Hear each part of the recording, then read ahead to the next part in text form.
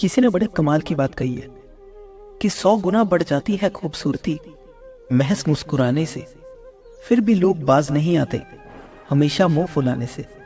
एक बड़ी छोटी सी कहानी दोस्तों आपको सुनाता हूँ। ये कहानी रमेश जी की है, जो एक बर्फ बनाने वाले कारखाने में काम करते थे। जिस फैक्ट्री में वो काम करते थे वहां पर बहुत सारे मजदूर, अधिकारी, कर्मचारी सब लोग जाते थे। रमेश जी का एक रूटीन था।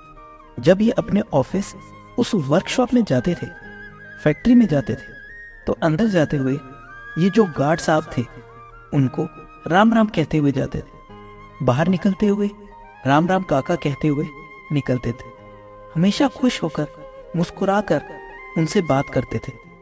एक दिन रमेश जी फैक्ट्री में जब शाम में निकलने का समय था तो इनको लगा कि एक बार फ्रीजर रूम में जाकर देख आता हूँ क्या हालत है।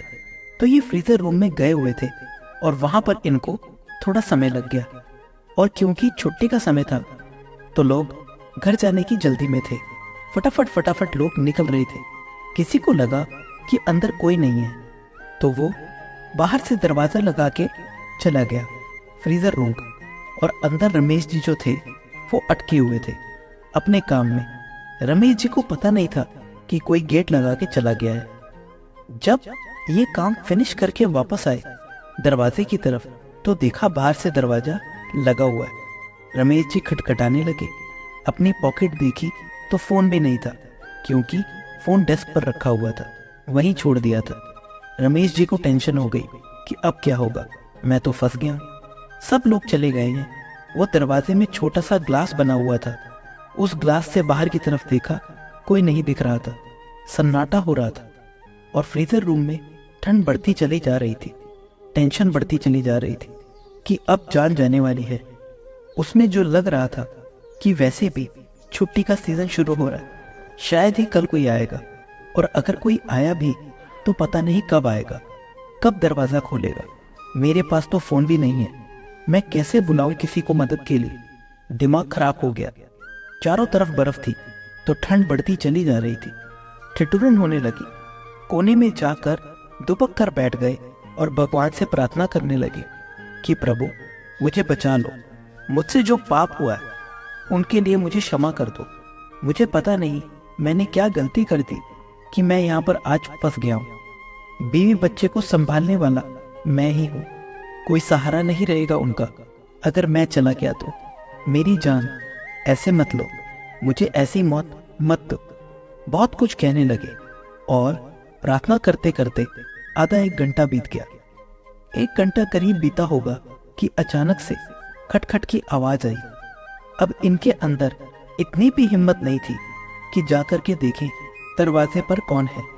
दरवाजा खुला और गार्ड साहब अंदर चले आए। सर जी आवाज दे रहे थे। गार्ड साहब ने देखा अंदर तो कोने में दुबक करके रमेश जी बैठे हुए थे। ठंड के मारे जान जा रही थी। बिना देरी के गार्ड साहब इनको बाहर लेकर के आए, हीटर के पास में बिठाया, और थोड़ी देर बाद जब रमेश जी की जान में जान आई, सांस में सांस आई, तब पूछा गार्ड साहब ने कि साहब आप कैसे फंस गए थे। रमेश जी ने कहा वो तो मैं फ्रीजर रूम में कुछ देखने के लिए गया था, किसी ने बाहर से दरवाजा लगा दिया। पर आप मुझे बताओ कि आपको कैसे पता चला कि मैं अंदर हूँ। यहाँ तो इतने सारे लोग आते हैं, आपको कैसे पता चला कि मैं अंदर हूँ और आप मुझे ढूंढते ढूंढते चले आए। गार्ड साहब कहने लगे कि अरे साहब आप ही तो हैं जो इतने प्यार से बात करते हो। कुछ ही लोग हैं यहाँ पर जो मुझसे ढंग से बात करते हैं, वरना सब लोग नजरअंदाज करके, इग्नोर करके चले जाते हैं। आप आते हो, सुबह सुबह तो राम राम कहते हो, जाते हो तो राम राम काका कहते हो। आज सुबह का राम राम तो मैंने सुन लिया था, जाते हुए का राम राम काका नहीं सुना था। मैं उसी का इंतजार कर रहा था। मुझे लगा शायद आप किसी काम में अटके हैं, बहुत देर हो गई तो मुझे लगा कोई अनहोनी ना हो गई हो, तो मैं अंदर कारखाने में देखने चला आया।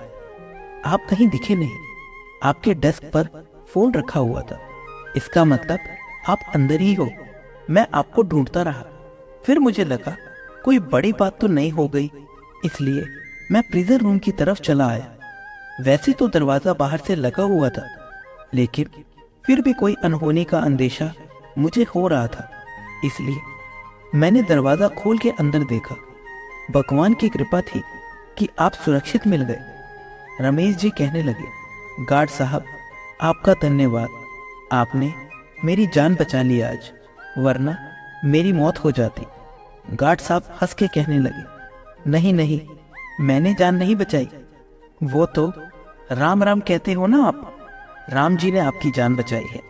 बहुत छोटी सी कहानी है जिसका सार यह कहता है कि नमस्कार करना, राम राम कहना, अभिवादन करना सबका बहुत महत्वपूर्ण है। आपको नहीं पता कौन आदमी कब आपके काम आएगा।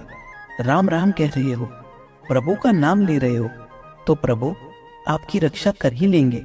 अभिवादन करना बहुत महत्वपूर्ण है। लाइफ में हम में से कई लोगों को ऐसा लगता है कि मुझसे छोटा जो है, इससे बात करके मेरा क्या फायदा होगा। इग्नोर करके आगे बढ़ जाते हैं।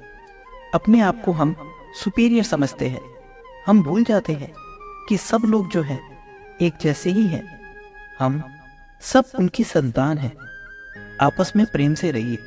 अपनों से नीचे वालों का भी ख्याल रखिए, क्योंकि जब आप सबका ख्याल रखते हैं तो ऊपर वाला हम सबका ख्याल रखता है। प्रभु हम सबको संभाल लेते हैं। एक बार फिर से वही बात जो अक्सर आपसे कहता हूँ, कर दिखाओ कुछ ऐसा कि दुनिया करना चाहे आपके जैसा। दोस्तों, इस वीडियो के लिए इतना ही। मिलता हूँ अगली वीडियो में। अपना ख्याल रखिएगा। जय श्री कृष्ण।